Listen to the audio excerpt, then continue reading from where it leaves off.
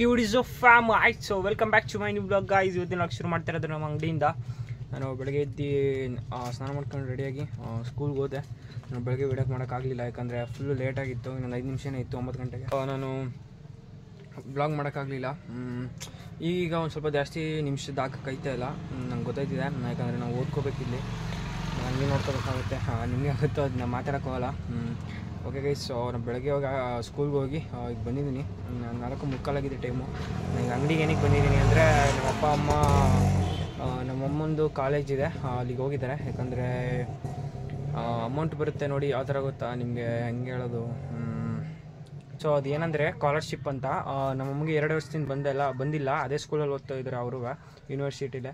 ಇದು 3rd year ಆದ್ದರಿಂದ ಈ ಸತಿ ಫೀಸ್ ಜಾಸ್ತಿ ಮಾಡಿದ್ದಾರೆ. ಅದಕ್ಕೇ ಸ್ಕಾಲರ್ಶಿಪ್ ಆಗ್ತದೆ, ಅಲ್ಲಿಂದ ಅಮೌಂಟ್ ಬರುತ್ತೆ. ಹಾಗಾಗಿ ಕೊಡೋಕ್ಕೆ ಸರಿ ಹೋಗುತ್ತೆ ಅಂತ ಹೋಗಿದ್ದಾರೆ. ಈಗ ಮಾತಾಡ್ಕೊಬರೋಕ್ಕೆ ಇವತ್ತು ಬನ್ನಿ ಅಂತ ಹೇಳಿದ್ರಂತೆ. ನಾನು ಈಗ ಅಂಗಡಿಲಿದ್ದೀನಿ. ನೆನ್ನೆ ಬ್ಲಾಗ್ ಇವತ್ತು ಹಾಕ್ಬೇಕಲ್ಲ, ಅದು ಎಡಿಟಿಂಗ್ ಕೂಡ ಮಾಡಿಲ್ಲ.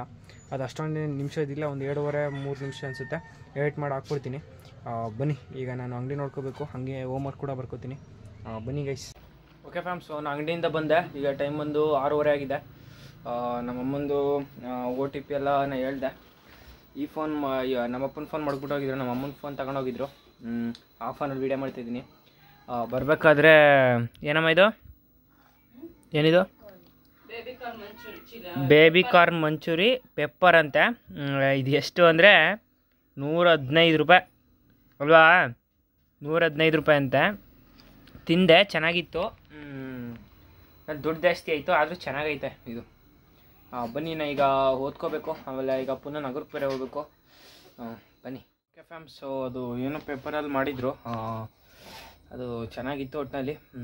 ಬಟ್ ಪ್ರೈಸ್ ಜಾಸ್ತಿ ಆಯಿತು. ನಮ್ಮಮ್ಮ ಅಲ್ಲಿ ಏನು ಮಾಡ್ಸೋಕೆ ಹೋಗಿದ್ದು ಅಮ್ಮ, ಸ್ಕಾಲರ್ಶಿಪ್ ಮಾಡ್ಸೋಕೆ ಹೋಗಿದ್ದಾಗ ಅಲ್ಲಿ ರೆಸ್ಟೋರೆಂಟ್ ಇತ್ತಂತೆ.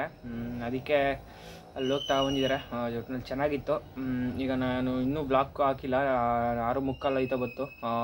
ಈಗ ಎಡಿಟಿಂಗ್ ಮಾಡಿ ಬ್ಲಾಗ್ ಹಾಕಬೇಕು. ಬನ್ನಿ. ಓಕೆ ಫ್ಯಾಮ್, ಸೊ ನಾನು ಎಡಿಟಿಂಗ್ ಮಾಡಿ ವಿಡಿಯೋ ಅಪ್ಲೋಡ್ ಆಗ್ತೆ. ಈಗ ಓದ್ಕೋಬೇಕು. ಬನ್ನಿ ಓದ್ಕೊಳ್ಳೋಣ.